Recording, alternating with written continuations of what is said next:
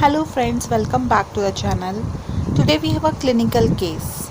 In this case we have a 17-year-old male who presented with the history of tremulousness of the right upper limb for the last 2 years.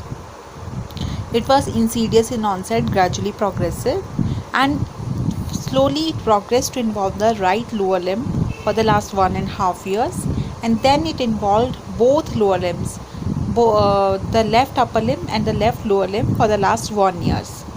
Then he started having head tremors for the last 6 months, and he was having difficulty in speech for the last 2 months.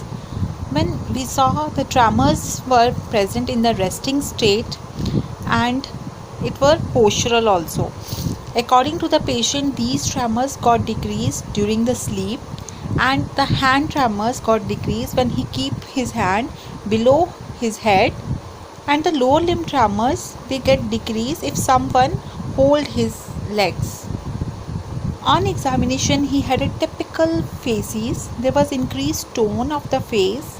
He had a grinning. His smile was like he was grinning, and then he was having a titubation. Head tremors were present. When we asked him to say e, there was voice tremors, and on examination of all the four limbs, rigidity was present.